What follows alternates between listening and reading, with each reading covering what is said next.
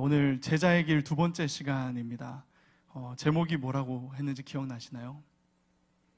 자, 얼른 지나가서 기억이 안 나시죠? 자, 제목 한 번만 띄워주세요. 네, 제자의 길 두 번째 시간, 세례를 받으라입니다.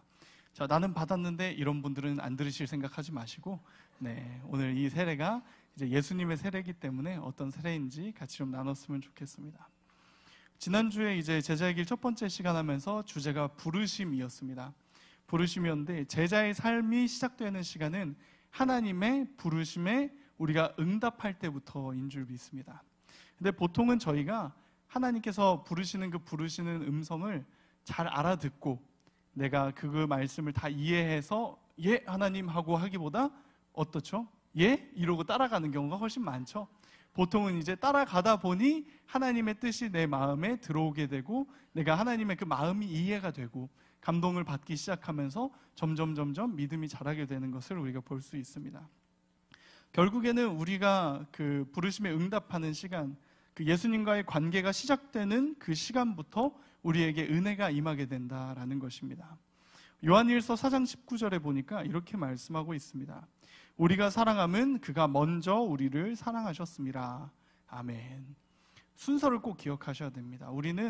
우리가 시간이 돼서 아니면 내가 뭔가 결단해서 교회에 나왔다라고 생각을 하지만 그 이전부터 우리를 사랑하셔서 부르신 하나님의 부르심이 있다라는 것, 그 하나님께서 먼저 우리를 사랑하셨다는 것을 기억하기를 간절히 소망합니다. 자, 먼저 이제 우리는 예수님의 사랑을 받은 것이 확실합니다. 왜냐하면 이 자리에 나와 있는 것부터가 이미 은혜이기 때문입니다. 보통 수요일 저녁에 어떻게 보면 고단한 시간이죠. 이제 일주일의 절반밖에 오지 않았고 이제 내일 돼봐야 그 목요일인 건데 이 시간 저녁에 퇴근하고 와서 혹은 이제 집에서 집안일 하시거나 일을 하시고 와서 이 자리에 앉아 있는 것부터가 사실은 쉽지 않은 시간입니다. 그런데 이제 왜 여기 앉아 계십니까? 당연한 얘기를 물었나요? 예수님의 사랑을 받았기 때문에 또한 그 사랑을 더 받기 위해 나오신 거죠. 그래서 이제 그 사랑에 응답을 해야 되는데 예수님께서 우리에게 가르쳐 주신 응답의 방법 중에 하나가 바로 이 세례다라는 것입니다. 그런데 오늘 말씀을 나누고자 하는 이 세례는 조금은 다른 세례입니다. 그래서 이 세례를 통해서 하나님께 나아갔으면 좋겠습니다. 보니까 이제 예수님의 지상명령이죠. 마태복음 28장 19절 말씀 보니까 이 명령 안에도 세례가 담겨 있습니다. 우리 함께 한 목소리로 읽도록 하겠습니다. 시작. 그러므로 너희는 가서 모든 민족을 제자로 삼아 아버지와 아들과 성령의 이름으로 세례를 베풀고 아멘. 세례는 단순히 그 예식이 아니라 예수님을 나의 구원자이자 주인으로 고백하는 시간인 줄 믿습니다. 그래서 세례는 이제 영유아 때 받는 세례가 있고 또한 이제 커서 내가 나의 결단이 있을 때 받는 세례가 있습니다. 또한 이제 세례는 나의 고백이기도 하지만 이 고백을 교회 공동체 앞에서 하기 때문에 더욱더 결단의 의미도 가지고 있다라는 겁니다. 세례는 주인의 자리가 바뀌는 그러한 놀라운 시간입니다. 왜냐하면 이전까지는 내가 내 삶의 주인이었다면 이제는 내 삶의 주인이 예수님임을 나 스스로 그리고 하나님 앞에 그리고 교회 공동체 앞에 고백하는 시간이기 때문에 그렇습니다. 예수님께서 이렇게 세례를 통해 예수님 믿는 제자들을 만들라라고 이렇게 명령하셨을 때는 예수님의 세례에서 우리가 또한 제자로서 살아가야 할 그러한 지혜를 배워야 될 줄 믿습니다. 자, 세례 요한이 회개의 세례를 전파했습니다. 근데 이제 예수님께서 세례 요한에게 세례를 받기 위해 요단강으로 나오셨어요. 근데 중요한 건 요한의 세례는 어떠한 세례입니까? 회개의 세례입니다. 회개. 요한이 어떻게 선포하면서 세례를 주죠? 회개하라 천국이 가까이 왔느니라. 결국에는 나의 죄를 하나님 앞에 고백하는 시간부터 시작돼야 된다라는 것인데 문제는 예수님은 죄가 있으실까요? 없으실까요? 없으십니다. 그럼 도대체 예수님은 무엇을 위해 세례를 받으셨을까? 이 사실을 알았던 세례 요한은 예수님을 말리며 이렇게 이야기합니다. 마태복음 3장 14절이죠. 내가 당신에게서 세례를 받아야 할 터인데 당신이 내게로 오시나이까 라고 하면서 영적인 질서로 보나 죄의 있고 없음을 보나 세례 요한의 말은 틀린 말이 없습니다. 왜 그렇죠? 예수님은 하나님의 아들이시고 또한 하나님이시기 때문에 세례 요한이 오히려 그 앞에 엎드렸으면 엎드렸지 예수님이 나온다는 게 이해가 되지 않는 거예요. 그리고 세례 요한은 그 성령을 통해서 이분은 하나님의 아들이시고 죄가 없으신 분이시다라는 걸 알고 있었어요. 그러니까 이제 세례를 받을 이유가 없다라고 생각해서 이렇게 이야기를 하는데, 예수님께서 그 이유를 알려주십니다. 우리 마태복음 3장 15절 말씀 함께 읽어보도록 하겠습니다. 시작. 예수께서 대답하여 이르시되 이제 허락하라. 우리가 이와 같이 하여 모든 의를 이루는 것이 합당하니라 하시니 이에 요한이 허락하는지라. 잠깐 띄워주세요. 저 노란 글씨에 뭐라고 돼 있죠? 모든 의를 이루는 것이 합당하니라. 예수님께서 세례를 받으신 이유는 모든 의를 이루기 위해서입니다. 근데 예수님께서 말씀하시는 이 의는 뭘까요? 결국에는 하나님의 뜻이라는 겁니다. 예수님은 이 땅 가운데 오신 이유가 십자가에 달려 돌아가셔서 우리에게 생명을 주시기 위해서도 있지만, 하나님의 말씀에 어떻게 순종해야 하는가를 삶으로 보여주시기 위해서 오신 분이 또 예수님이신 줄 믿습니다. 그런 예수님께서 이제 하나님의 뜻에 전적으로 순종해서 나아가야 되는데, 그러기 위해서 이 세례를 받는다라고 이제 말씀하신다라는 겁니다. 자, 이 땅을 향한 하나님의 뜻이 무엇일까요? 오해를 하시면 안 되는 게, 하나님의 뜻이라는 게 우리가 가지고 있는 뭐 전세집이 언제 나갈지, 우리 자녀가 언제 취업을 할지, 물론 이제 하나님께서 인도하심이 있지만 하나님의 뜻을 그렇게 낮은 곳에 보시면 안 됩니다. 하나님의 뜻은 죽어가는 수많은 영혼이 회개하고 구원받아 천국에 가는 것이 하나님의 뜻인 줄 믿습니다. 그리고 이 모든 그 아래에 있는 것들은 그 과정을 이루기 위해 필요한 것들이라는 것입니다. 간단합니다. 영혼이 살아나고 구원받아 천국에 가는 것이 하나님의 뜻입니다. 그런데 이제 영원한 생명을 얻는 것인데, 예수님은 이 뜻을 이루시기 위해서 세례를 받아야 된다라고 말씀하셨다라는 겁니다. 자, 이제 예수님께서 세례를 받으실 때 어떤 일이 일어났는지를 살펴보면서 이제 은혜를 나누기를 원합니다. 그리고 우리 삶에도 예수님께서 받으셨던 이 은혜의 그 세례가 우리에게도 동일하게 임하기를 간절히 소망합니다. 자, 첫 번째로는 하늘이 열리고 성령이 비둘기같이 임했다라는 것입니다. 마태복음 3장 16절 말씀 보니까, 예수께서 세례를 받으시고 곧 물에서 올라오실새 하늘이 열리고 하나님의 성령이 비둘기같이 내려 자기 위에 임하심을 보시더니. 아멘. 하늘이 열리고 하나님의 성령이 비둘기같이 내려 자기 위에 임하심을 보셨다라고 말씀하고 있습니다. 예수님의 세례를 통해 알 수 있는 건, 예수님이 내 삶의 주인임을 고백하는 모든 사람에게는 하늘이 열리는 은혜가 있다라는 것입니다. 쉽게 말해서 하나님과 나 사이에 서로 소통할 수 있는 그 관계의 길이 열리게 된다라는 것입니다. 사도행전을 보니까 두 군데에서 이제 하늘에 열리는 사건이 나타나게 됩니다. 첫 번째는 이제 사도행전 7장의 스데반의 순교 사건 때입니다.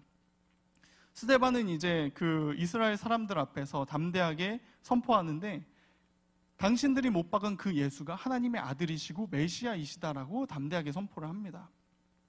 그때 스데반이 성령이 충만하여 하늘이 열린 것을 보게 됐다라는 것입니다. 사도행전 7장 55절, 56절 말씀 우리 함께 읽어보도록 하겠습니다. 시작. 스데반이 성령 충만하여.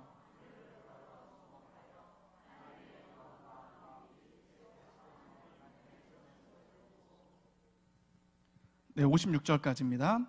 말하되 보라 하늘이 열리고 하나님 우편에 서신 것을 보노라 한데. 아멘.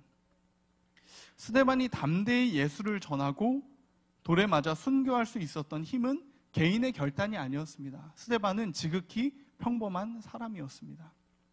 그런데 어떨 때 이러한 순교의 역사가 일어날 수 있게 됐냐? 바로 하늘이 열리고 예수님께서 하나님 우편에 서신 것을 본 것으로, 그 힘으로 그 순교의 자리를 감당한 줄 믿습니다.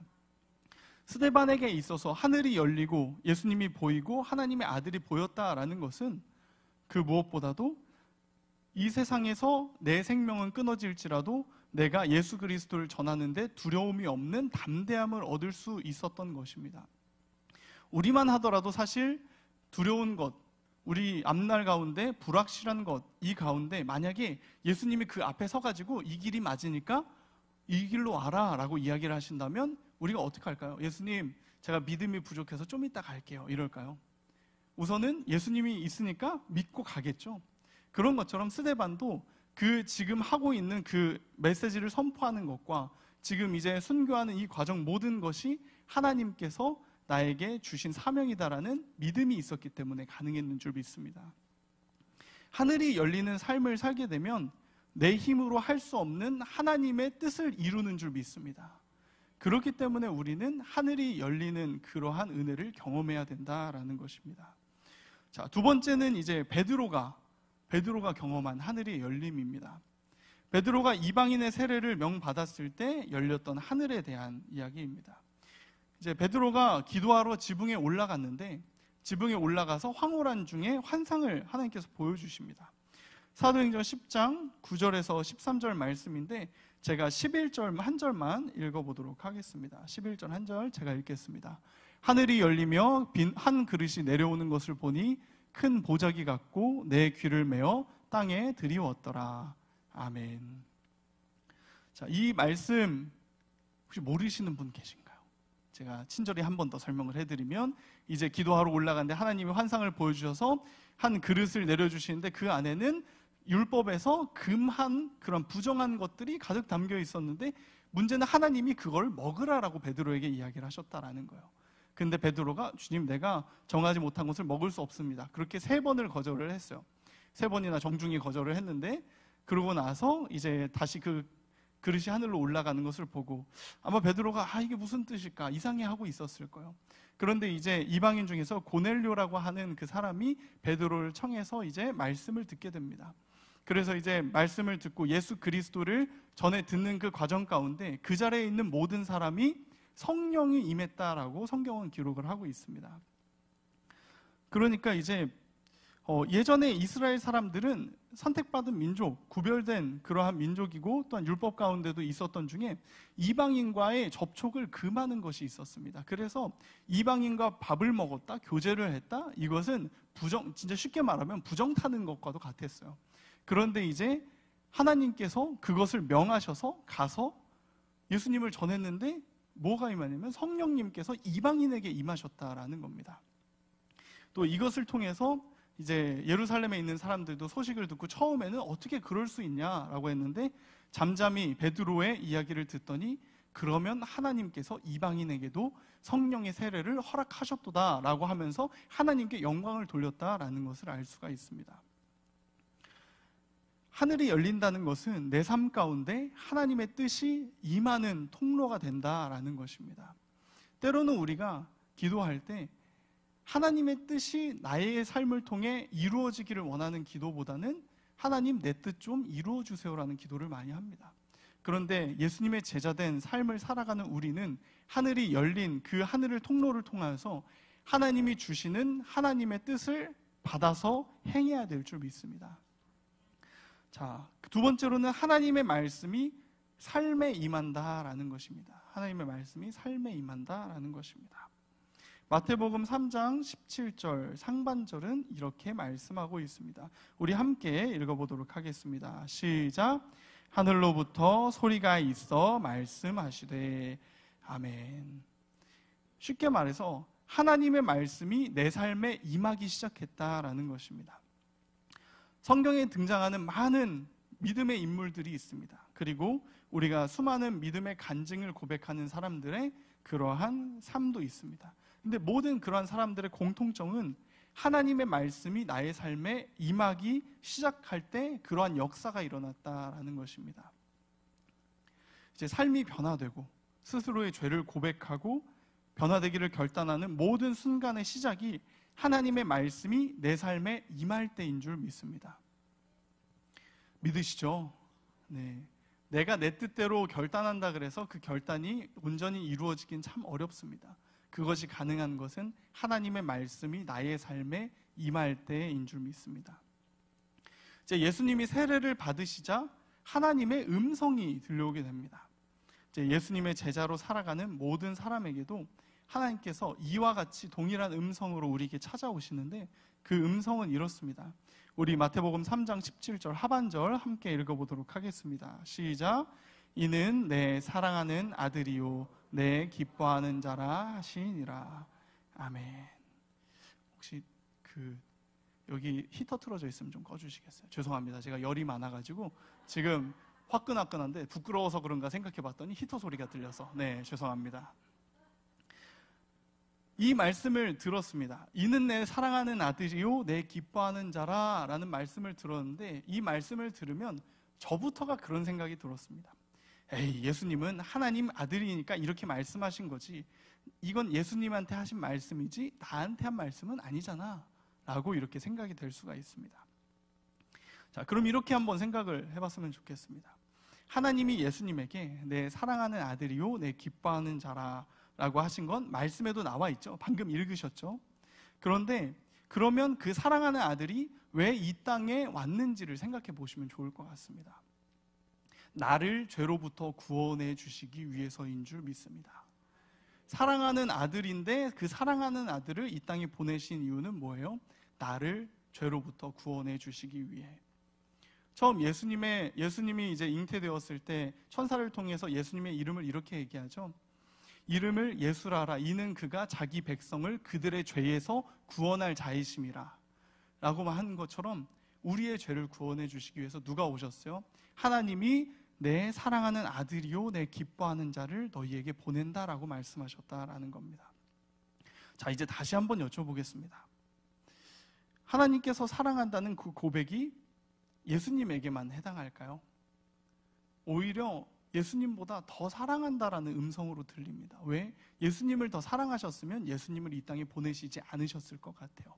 어느 누가 자식을, 자녀를 그 희생해서 내어주는데 이렇게 쉽게 선택을 하겠습니까? 보통은 자식을 위해서 다른 것들을 희생시키죠. 그런데 하나님은 그렇게 하지 않으셨다라는 겁니다.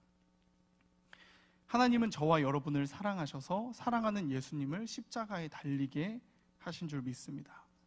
그리고 사랑하는 아들을 내어주기까지 사랑한다는 그 음성이 오늘 저와 여러분에게 들리기를 간절히 소망합니다. 그렇다면 하나님이 왜 우리에게 이런 사랑한다, 사랑한다라는 음성을 우리에게 들려주실까요? 첫 번째는 간단합니다. 정말 우리를 사랑하시기 때문에 그렇습니다. 정말 사랑하시기 때문에. 그리고 두 번째는 사랑한다는 하나님의 음성이 이 땅을 살아가는 우리에게 꼭 필요하기 때문에 그렇습니다. 좀 어떻게 보면 부끄러운 고백인데 저보다는 저희 어머니가 겪으셨던 일입니다. 제가 이제 강원도 철원 출신인데 저희가 그 당시에 이제 집안 형편이 어려워져서 외가댁으로 내려온 거였어요. 내려와서 이렇게 있는데 빚도 워낙 많고 삶이 너무 힘들다 보니까 또 외할아버지는 농사를 지으셨기 때문에 집에 농약이 있었어요. 그런데 이제 어머니가 이게 하도 빚에 시달리고 너무 힘드셔서 어느 날 좀 나쁜 마음을 먹고 그 집 뒤쪽에 있는 농약 있는 데로 가서 좀 극단적인 선택을 하려고 하셨다 그래요. 근데 이제 걸어가는데 한 걸음 한 걸음 걸을 때마다 음성이 들리더래요. 사랑한다, 사랑한다. 그러다가 어느 순간 보니까 세상에 사랑한다는 소리가 가득 차가지고 이게 어머니가 아무것도 할 수 없어서 그냥 주저앉아서 우셨다 그래요. 그러면서 하나님 저보고 어떡하라고요? 이렇게 고백을 하시는데 만약에 그때 어머니가 그러한 사랑한다는 음성을 듣지 못했으면은 저는 이제 어머니가 안 계셨겠죠. 그리고 저도 이 자리에 있었을지 모르겠습니다. 그런데 하나님께서 그러한 음성을 주시는 이유는 정말 우리를 사랑하시기 때문도 있고 이 땅을 살아가는데 뭔가 너에게 잘 되게 해주겠다, 뭐 물질적으로 풍요롭게 해주겠다, 이게 아니라 사랑한다라는 음성이 우리에게 가장 필요하기 때문에 그렇습니다. 우리가 하나님의 은혜를 경험하고 우리가 하나님께 받은 은혜로 변화되는 순간이 언제였을까요? 재정적인 게 채워질 때, 뭔가 내가 원하는 것들이 이루어질 때, 관계가 회복될 때, 물론 다 포함이 되지만 가장 먼저는 하나님이 나를 사랑하신다는 것을 내가 절실히 느꼈을 때인 줄 믿습니다. 하나님의 사랑은 변하지 않는 사랑입니다. 또한 우리가 절망하고 쓰러져 있을 때 우리를 일으켜 주시는 것도 하나님의 변함없는 사랑인 줄 믿습니다. 이제 예수님의 세례와 같이 우리의 삶에도 하늘이 열리고 하나님의 사랑이 그 음성이 들리는 은혜가 있는데 그 은혜를 누리기 위해서 우리도 할 수 있는 일이 있습니다. 바로 은혜의 자리에 동참하는 것입니다. 로마서 5장 5절은 이렇게 말씀합니다. 소망이 우리를 부끄럽게 하지 아니함은 우리에게 주신 성령으로 말미암아 하나님의 사랑이 우리 마음에 부은 바 됨이니. 아멘. 하나님의 그 사랑이 우리 마음에 부어지기 위해서는 한 가지 조건이 필요한데 뭐냐 하면 성령으로 말미암아야 된다라는 것입니다.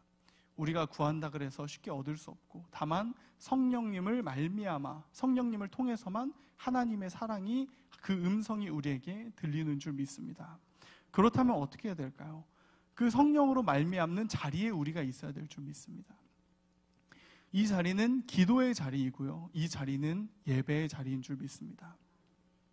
기도할 때 하나님은 성령님을 통해서 우리에게 사랑한다는 그러한 마음의 확신을 주십니다.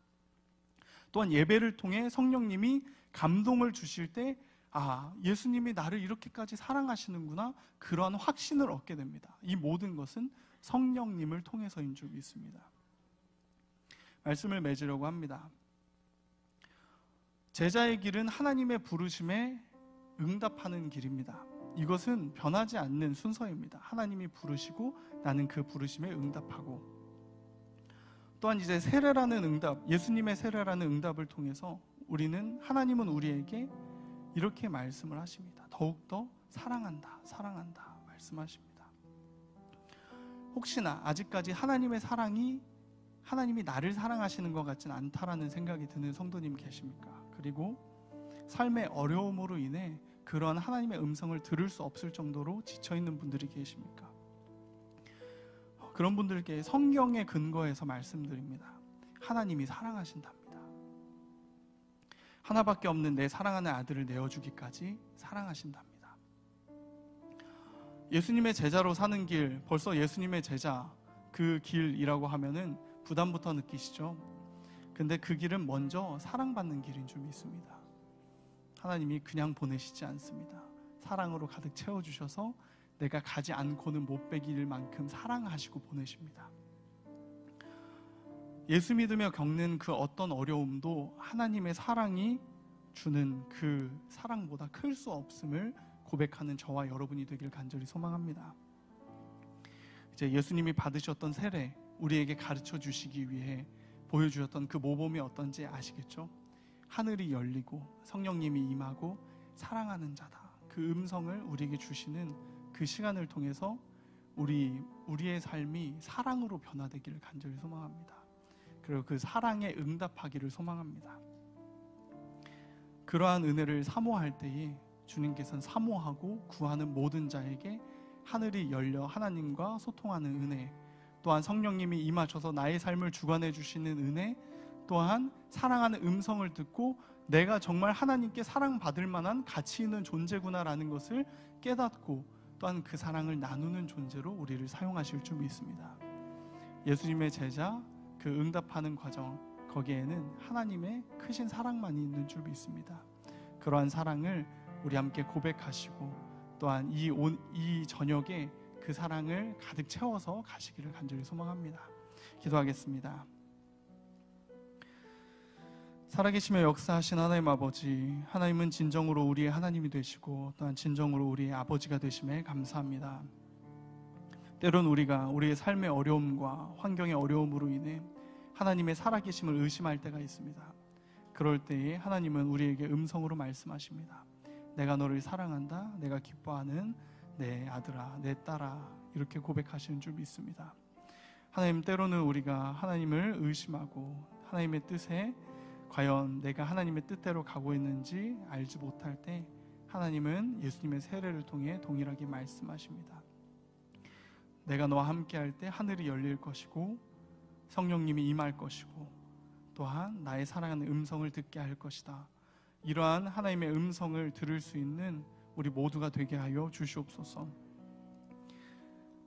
기도할 수 없을 만큼 지쳐있는 사람에게는 일으킬 수 있는 힘과 또한 그 사랑의 음성을 허락하시고 또 하나님의 사랑을 다시금 확인받고 더욱더 주님께 가까이 나아가고자 하는 모두에게는 하나님의 사랑의 음성을 듣게 하여 주시옵소서. 결국엔 사랑이 이기는 줄 믿습니다. 하나님의 사랑을 통하여서 더욱더 단단히 세워져가는 제자된 우리가 되게 하여 주시옵시고, 또한 예수님의 부르심에 응답하여서 우리가 앞으로 나아갈 그 길 사랑으로 먼저 채워가게 하여 주시옵소서. 오늘 이 시간에도 우리를 사랑하셔서 이 자리에 부르시고, 또한 함께하지 못할 때에도 생각나고 서로 기도하게 하시며 우리의 삶을 사랑으로 이끄실 살아계신 예수 그리스도의 이름으로 기도합니다. 아멘.